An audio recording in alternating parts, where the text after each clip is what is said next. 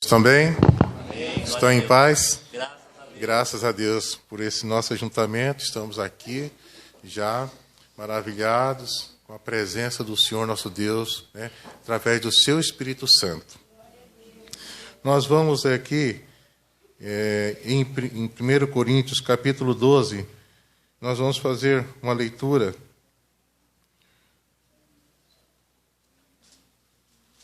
no versículo 13, igual foi feito aqui a princípio, tá? O 25 e o 27, reforçando. Pois todos nós fomos batizados em um Espírito, formando um corpo, quer judeus, quer gregos, quer servos, quer livres, e todos temos bebido de um Espírito. E o 25. Para que não haja divisão do corpo, mas, antes, tenham os membros igual cuidado uns dos outros. E o 27. Ora, vós sois o corpo de Cristo, e seus membros em particular. Glória a Deus. Vamos então orar, agradecemos ao Senhor nosso Deus por esse momento e pedir também que o Espírito Santo, nesse momento, fale conosco, amém, irmãos? Através da sua palavra. Senhor nosso Deus, Criador dos céus e da terra, te agradeço, Senhor, pela tua infinita misericórdia, Senhor. Te agradeço, Senhor, por estar aqui na tua casa, Senhor, nesse local, Senhor, em que nós nos reunimos para exaltar, para glorificar o teu santo e bondoso nome, Senhor. Te agradeço pela vida de cada um dos irmãos que estão aqui, Senhor. Que teu Espírito Santo, Senhor, ó meu Deus, faça uma obra poderosa, maravilhosa na mente, nos corações de cada um de nós aqui, a fim de que nós saiamos daqui, Senhor, ó meu Deus, consolados. Pai querido, nós estamos aqui na tua presença, desejosos que tu fale conosco, Senhor. Nós colocamos, Senhor, ó Deus, a minha vida, eu coloco a minha vida à tua disposição para falar com a tua igreja. É o que eu te peço em nome de Jesus. Amém. Os irmãos podem sentar-se. Irmãos, é sempre uma honra retornar a essa igreja. Muitas vezes fui convidado pelos nossos queridos irmãos para trazer a mensagem. E hoje, pastor Saulo, um momento diferente, né? Hoje vai ser um momento diferente, porque nós viemos para ficar, é isso? Glória a Deus. Viemos para ficar. Nós agradecemos a Deus por essa oportunidade. Nessa igreja nós temos amigos, nós temos pessoas que eu vou juntar a vocês para louvar, exaltar e glorificar e bendizer e agradecer por tudo que Deus tem feito por cada um de nós. Irmãos, o assunto que nós vamos trazer é vivendo com diferenças. É o assunto, né, que está dentro desse livro chamado Vivendo com Equilíbrio, que me foi passado pelo pastor Saulo, e nós pensamos, nós não vamos fazer exatamente para seguir a sequência do projeto para o mês de julho. A convivência, irmãos. A convivência não é apenas um dever do cristão. É, antes de tudo, uma imposição da natureza. Não há como, né, nós ficarmos distantes, incomunicáveis uns dos outros. Nós temos que conviver. Importante, irmãos, que nós sabemos que não existem pessoas exatamente iguais, completamente iguais. Por mais parecidas que as pessoas possam ser, existem sempre alguns aspectos, sempre haverá algo que diferencia uma das outras. Estrutura física, a fala, o modo de agir, o modo de falar e até a sua forma de compreender as coisas. Nós vemos isso pelo grupo menor que nós temos, o primeiro grupo, que é a família. Numa família, nós temos filhos, uns são diferentes, né, uns dos outros. Cada um tem a sua peculiaridade. Né? Mas, irmãos, todos nós somos seres humanos e estamos predestinados por natureza a conviver com as diferenças, porque, de fato, nós não somos iguais uns aos outros. Nós temos que aceitar as pessoas, né, muitas vezes, como elas se apresentam. Se nós não vamos encontrar lugar, não vamos conseguir conviver uns com os outros. Essa diferença, como já falei, começa no âmbito familiar, mas passam para outras estruturas mais amplas, para a escola, para a empresa onde trabalhamos, a igreja, cidade, estado, país e mundo.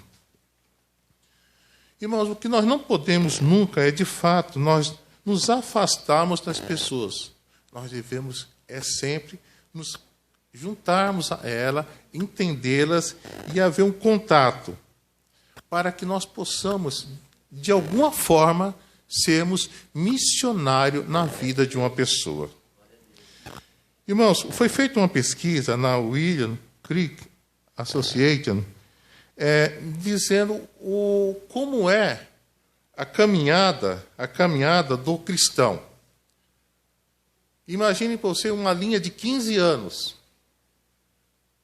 em que a pessoa aceita Jesus e ela será analisada, avaliada durante 15 anos. E nessa pesquisa, que foi feita com 250 mil membros de igrejas, mostrou que as pessoas, quando se converte, ela tem um grupo de aproximadamente 10 pessoas que são seus amigos, são seus conhecidos, pessoas que interagem com ela, que não são só aqueles conhecidos, mas são pessoas que, de fato, interagem com ela, que são pessoas amigas. E diz que, no decorrer do tempo, quando a pessoa se converte, vai acontecendo uma coisa muito estranha, muito diferente. A pessoa se converte e no decorrer do tempo, vai se afastando daqueles que pensam diferente, daqueles que têm gostos diferentes do que os nossos. Então, a pessoa se converte e, no decorrer do tempo, vai abandonando os relacionamentos. E, muitas vezes, com os próprios familiares. Então, é uma linha assim. Eu me converto, eu vou caminhando a minha jornada, a minha caminhada com Cristo, e vou deixando de conviver com pessoas que pensam diferente de mim, com pessoas que não são cristãs. Porque muitas vezes nos incomodam a música que eles ouvem, o livro que eles leem, as coisas que eles assistem, as músicas que eles gostam. Então, tudo vai nos incomodando. E o que acontece? A gente vai se afastando. E diz que, por essa pesquisa que foi feita, durante esse período, chega um momento em que nós deixamos todos os nossos conhecidos, até parentes que não são evangélicos, distante de nós. Por quê? Porque eles são diferentes de nós. Mas, irmãos, a proposta de uma igreja missional, hoje em dia, é que, quando nós aceitamos a graça, aí nós vamos traçar um outro gráfico. É que, quando nós aceitamos a graça, nós pedimos a presença de Deus, a presença do Espírito Santo em nossas vidas, e que o Senhor nos use com os seus dons. E que o Senhor faça com que nós, ao invés de nos distanciarmos daqueles que são diferentes, que não são como nós, ao contrário, que nós foquemos nessas pessoas, glória a Deus, para que nós possamos espalhar a graça redentora do nosso Senhor e Salvador Jesus Cristo a todos aqueles que são os nossos amigos, nossos parentes, nossos colegas de escola. O importante é que nós façamos um gráfico diferente. Ao invés de nós abandonarmos os diferentes, nós agreguemos, nós fiquemos com eles para pregar um Cristo que salva, que cura e que liberta. Glória a Deus. Fazer missão. Nós não fomos chamados para entrarmos numa caixa e ficarmos guardados do mundo, né, pastor? Não fomos de jeito nenhum. Nós fomos chamados para ser luz para esse mundo, glória a Deus. É assim? A palavra de Deus fala o quê? Pega-se uma luz, uma candeia e coloca-se debaixo? Esconde? Não. Nós viemos para ser luz para esse mundo. Então, irmãos, o que nós queremos dizer com isso? Que nós viemos, nós aceitamos o Senhor Jesus para fazermos missão. Glória a Deus. Sendo um agente de Deus, do reino de Deus para este mundo. Então, quando nós fazemos assim, o nosso amigo que não é cristão, o nosso parente que não é cristão, não vai nos olhar com aquele, lá vem ele. Não, irmãos, lá vem ele, mas lá vem ele com uma nova proposta de resgatar a amizade com aquele que não é cristão, com aquele que está longe dos caminhos do Senhor, mas não para nós convivermos com as coisas que eles fazem, não, mas para nós levarmos com alegria, com sabedoria, a palavra do nosso Senhor e Salvador Jesus Cristo para essas pessoas. Nós não podemos fazer acepção de pessoa. Nós não podemos tratar, pessoas de forma diferente, usando medidas diferentes. Que fazer acepção é assim.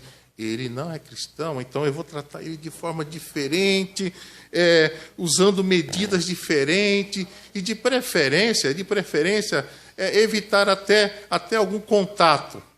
Mas, irmãos, o Senhor, Criador dos céus e da terra, Ele não faz acepção de pessoas. Glória a Deus. Em Deuteronômio 10, capítulo 10, versículo 17, diz o Senhor: pois o Senhor, vosso Deus, é o Deus dos deuses, o Senhor dos senhores, o Deus grande, poderoso e terrível, que não faz acepção de pessoas e nem aceita recompensa.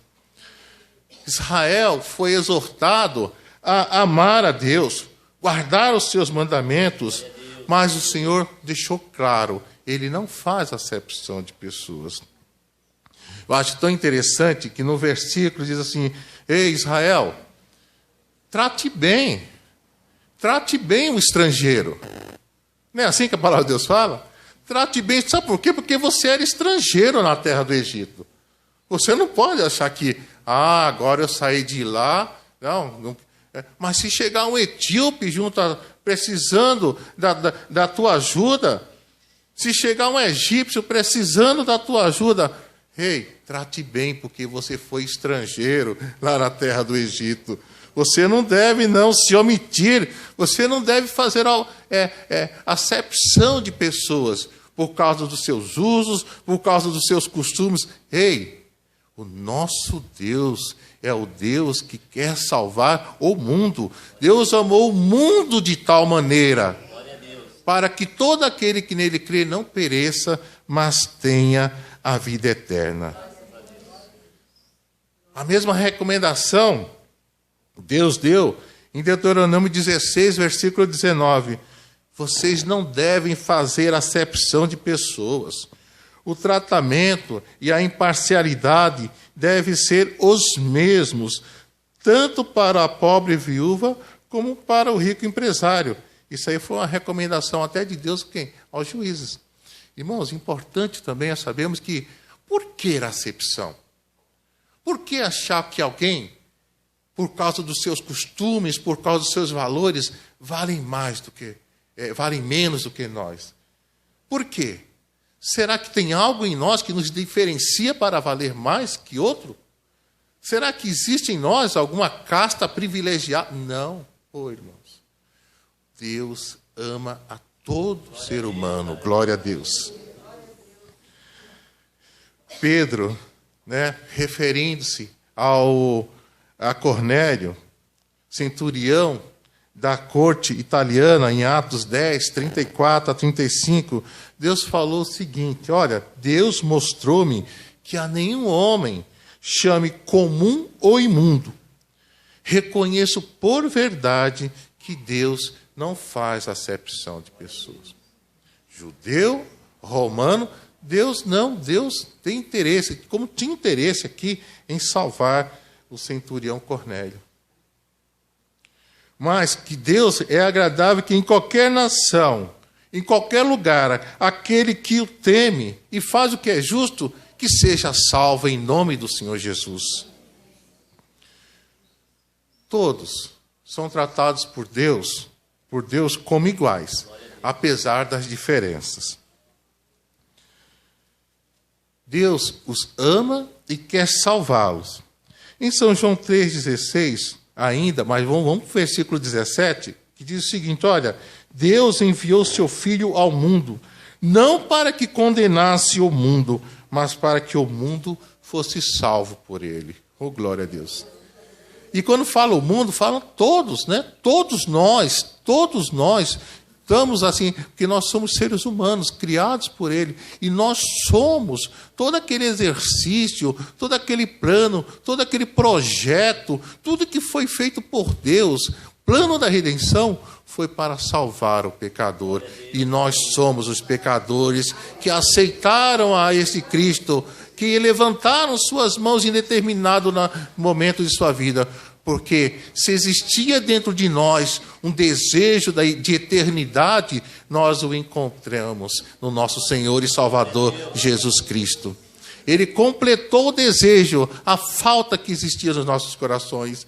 E aqueles, muitas vezes, que nós achamos que são diferentes, eles também precisam, eles também têm essa necessidade de encontrar a Jesus Cristo como seu Salvador.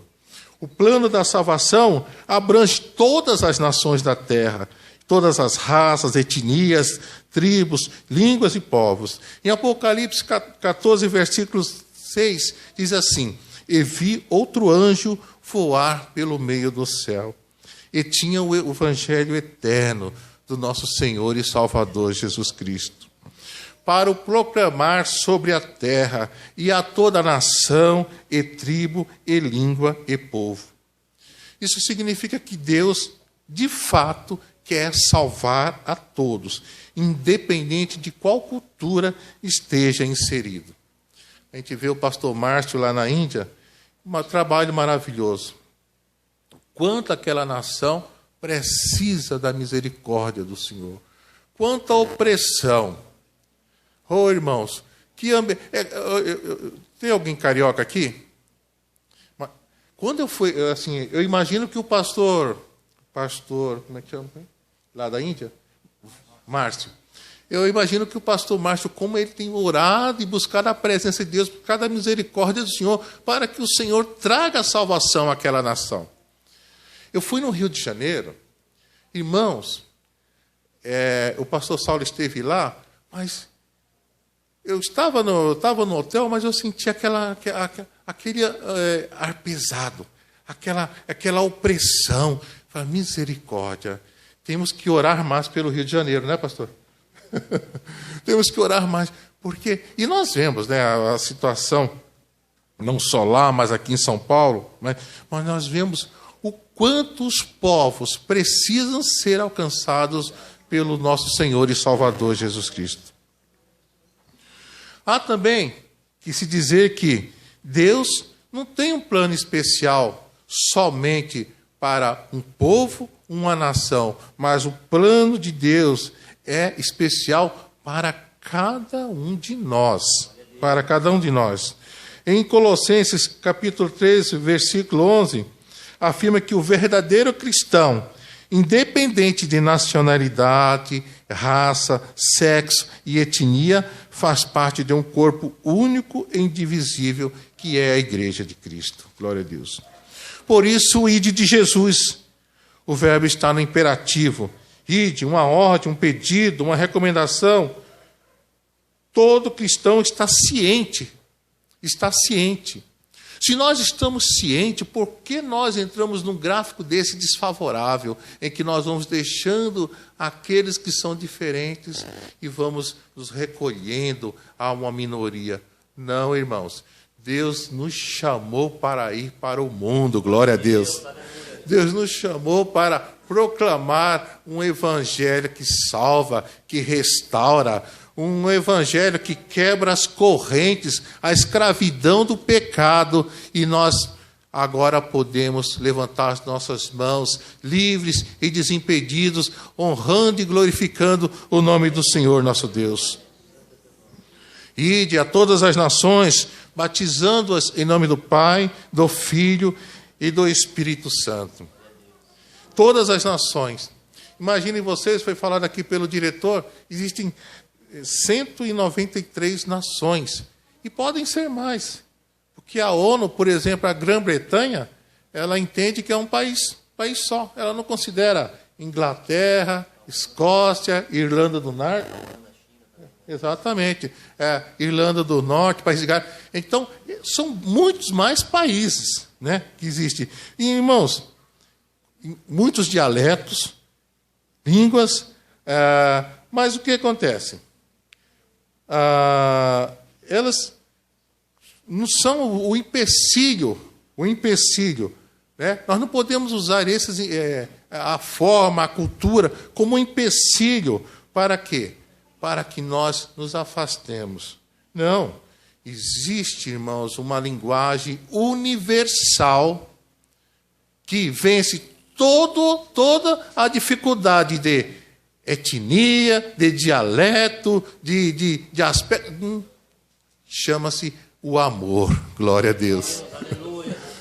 O amor é universal. Quando nós somos tratados com amor, nós respondemos com amor, não é assim? Existe outra forma? Logicamente tem a contrapartida disso. Se nós somos tratados com hostilidade, na maioria das vezes nós agimos, né? É assim, quando nós não temos o fruto do Espírito Santo, também com hostilidade. Mas, irmãos, e essa questão dessas diferenças culturais, comportamentais, o que acontece? Elas são tratadas por uma coisa que todos nós sabemos fazer: dar amor ao próximo. Glória a Deus. Ainda que o nosso próximo seja o nosso parente, o nosso vizinho, o nosso amigo da escola, o nosso amigo do trabalho. Olha, mas nós temos tanto próximo. E a melhor forma de nós nos aproximarmos, de nós fazermos que o gráfico seja favorável e nos transforme em verdadeiros missionários, é dando amor, tratando com amor as pessoas que estão próximas a nós. Irmãos, para aqueles que se tornam membros do corpo de Cristo, todas as diferenças são irrelevantes. Sabe por quê, irmãos? São irrelevantes. Todas as diferenças, por maiores que sejam, porque Cristo converge. Porque Cristo é o centro. Porque Cristo é o centro. Porque quando nós nos tornamos cristãos, nós somos atraídos, ó glória a Deus, pela pessoa do nosso Senhor e Salvador Jesus Cristo. Somos unidos pela fé, pelo amor, pela paz em Cristo Jesus. Cristo é tudo em todos, como diz Colossenses 3 e o versículo 11. Nós acabamos de ler, estudar a lição anterior, alguns legalistas que queriam acrescentar, dar o ingrediente deles para a salvação. Não. Eles cometeram, sabe o quê? Um grande pecado. Porque eles queriam fazer com que o povo voltasse a condições antigas. Ou mesmo quem não era judeu, que se submetesse a práticas judaizantes, falando para a graça. Graça, você não é suficiente. Graça, você precisa de um ajuste. É a mesma coisa que dizer para os povos, para as pessoas diferentes, você só vai ser cristão se você fizer isso, irmãos. Nós não podemos dar condições para aquilo que não nos pertence. A graça é do nosso Senhor e Salvador Jesus Cristo. Ela é suficiente para salvar. Quer grego, quer judeu, quer vizinho, quer parente, não importa. A graça do Senhor Jesus é suficiente para salvar. Basta aceitar o Senhor e Salvador Jesus Cristo. Como Deus quer que nós tratemos os diferentes? Irmãos, eu já falei aqui a princípio. Todas as diferenças físicas, sociais, culturais e até econômicas entre os cristãos, de acordo, devem ser tratados o quê? Com a lei do amor e da paz. Isso é maravilhoso. Isso é maravilhoso. E as diferenças, elas nunca devem ser usadas para promover a separação entre as pessoas. Quanto aos costumes, é importante que essas coisas não precisam ser compartilhadas. O livro de Gálatas, capítulo 3, versículo 28, acerca de forma de vestir, de se adornar. Olha, não há judeu, nem grego, não há servo, nem livre, não há macho, nem fêmea, porque todos vós sois um em Cristo Jesus. Oh, glória a Deus! Salvos pela graça, né? Aí entra o quê? A renovação, o renascimento. Em Eclesiastes capítulo 12, versículo 13 e 14, tem um resumo bem favorável para cada um de nós. Olha, de tudo que se tem ouvido, o fim é: teme a Deus e guarda os seus mandamentos, porque este é o dever de todo homem.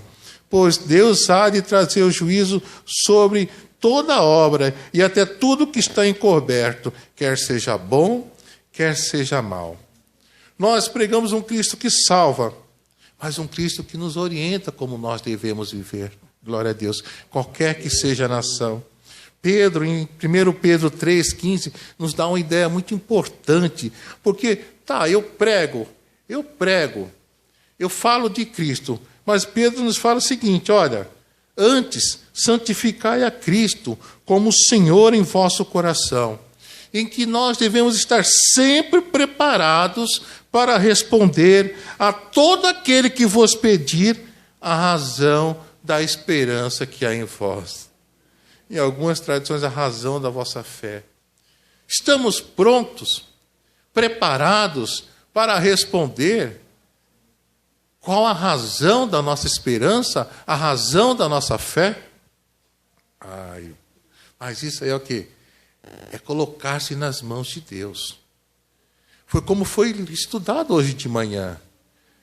O Antigo Testamento, a importância dele, como ele conduzia a obra da redenção, explicava a obra da redenção, que culminou com a execução da obra da redenção por Cristo Jesus, o nosso Senhor. Pedro está dizendo: olha, cristão, você deve falar aquilo que sabe. Você deve conhecer aquele a quem você prega. Pedro está dizendo: sabe o que você tem que fazer? Evangelismo, missão, é dar respostas cristãs a pessoas não cristãs.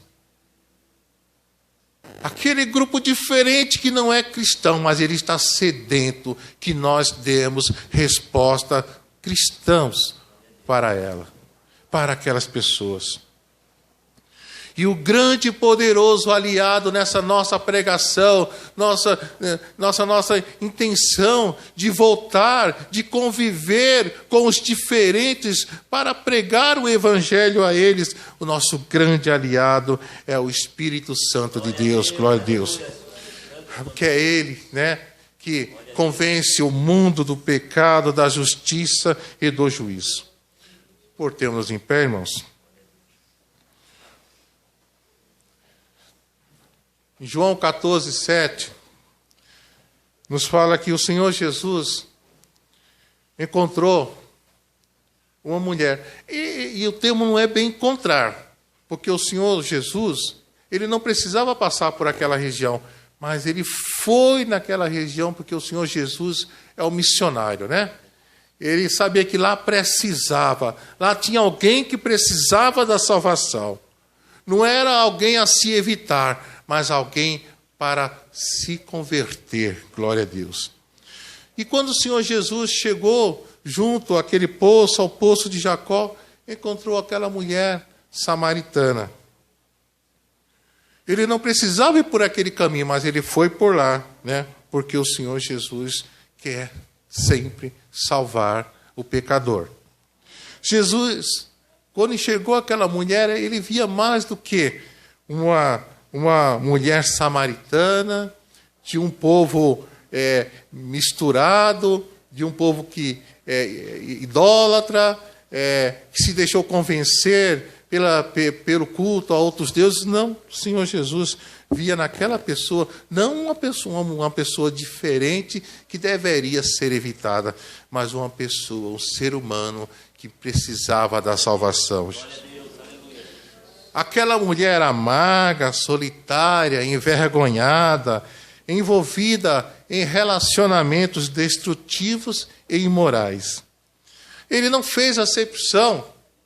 Ele quebrou paradigmas naquele momento, ele chegou, conversou com ela. Porque o Senhor Jesus não enxergava o pecado dela, não enxergava as coisas erradas. Lógico que enxergava, ele conhecia a vida, porque o Senhor Jesus é Deus. Ele conhecia, mas, irmãos, ele enxergava naquela mulher diferente, distante, longe dos padrões que se julgava serem os melhores naquela época. O que acontecia? Ele enxergava naquela mulher um potencial. Glória a Deus. É assim que nós devemos enxergar nos diferentes, nas pessoas que não são cristãs. E nós estamos falando assim, no círculo até menor, na família, nos amigos, aquelas pessoas que nós deixamos de conviver, nós devemos encontrar nelas o quê? Um potencial. Porque o coração deles haverá de se abrir, glória a Deus. Aquela mulher, naquele primeiro encontro, aquele encontro que teve com o Senhor Jesus, ela foi até hostil com o Senhor Jesus. Mas o Senhor Jesus usou o quê? A linguagem do amor. Da misericórdia. Aquela linguagem que é universal. Não a linguagem de quem aponta o erro, de quem desclassifica a pessoa, de quem marginaliza a pessoa pelo que ela é, pelo que ela faz. Não. O Senhor Jesus usou a linguagem do amor. Glória a Deus. De quem ela poderia, né? Como ela poderia, naquele momento, ter ideia de que aquele homem que estava do lado dela era o Senhor Salvador, Filho do Deus eterno, que veio a este mundo para trazer salvação, não só para ela, mas para todos aqueles que o aceitarem. Irmãos, aquela mulher sempre procurou saciar o quê? A sua sede no lugar errado. Ela tentava matar sua sede existencial em relacionamentos amorosos. Mas esta é uma realidade. Existem muitas pessoas próximas a mim, próximas a você, que estão iguais a ela. Buscando entender, matar a sua sede existencial, talvez igual a mulher samaritana. Mas muitas vezes, em todo tipo de erro, de pecados que o mundo apresenta. As pessoas estão sedentas de Deus. Irmãos, Jesus foi claro para aquela mulher que estava sentada ao poço do lado de Jacó. Ei, bebendo você desta água, você voltará a ter sede. Mas a água que eu lhe der, nunca você terá sede. Olha que linguagem maravilhosa, né? Nós víamos também há muito tempo atrás, que existia sempre um choque, né? Um choque, né? Em que as pessoas ficavam apontando os dedos, exaltando os pecados, desclassificando as pessoas, levando as pessoas de qualquer forma para serem julgadas. Uma verdadeira inquisição. Mas nós não somos inquisitores. Nós somos pessoas que aceitaram a graça redentora do nosso Senhor e Salvador Jesus Cristo. Aquela mulher não precisava de um inquisitor, mas precisava de um Salvador. Eu não preciso de um inquisitor famoso chamado Bernardo Guim. Não, eu não preciso que ele venha me acusar, espalhar, escrever para o mundo quais são os meus pecados. Mas eu só preciso simplesmente descansar no Senhor, glória a Deus. Ouvir com amor, com carinho, a misericórdia, o que Ele tem para cada um de nós. E o Senhor Jesus falar docemente no meu coração, igual Ele falou no coração daquela mulher. Ah, mulher, a água que eu tenho para te dar, se você a beber, você nunca mais terá sede. E a igreja de Carolina já provou dessa água, amém, irmãos? Glória a Deus por isso, né? Nós estamos aqueles que fomos chamados pelo amor. Nós não fomos chamados para um tribunal de inquisição. Não, nós fomos chamados para uma reunião solene em que respeitamos, em que não fazemos acepção de pessoas e que sabemos que todos nós precisamos nos encontrar com o Senhor e Salvador Jesus Cristo. Isso não é só para esse bairro, nem só para essa cidade, mas para todo o mundo. Glória a Deus. Amém? E o Senhor Jesus, através do seu Espírito Santo, complete essa questão que foi trazida nessa manhã em vosso coração. O pastor Saulo me deu a incumbência de trazer esse assunto, pastor. E nós trouxemos, e que o Espírito Santo trabalha em seus corações, irmãos. Sabe por quê? Porque você é livre em Cristo Jesus. Aqueles que te apontavam, aqueles que te oprimiam, perderam as suas forças, glória a Deus. Agora, o Senhor Jesus é a nossa força. O Senhor Jesus, Ele nos dá a garantia de estarmos aqui. Não mais aterrorizados, não mais vigiados, mas sim livres. Livres para honrar, glorificar e exaltar o nome do Senhor nosso Deus.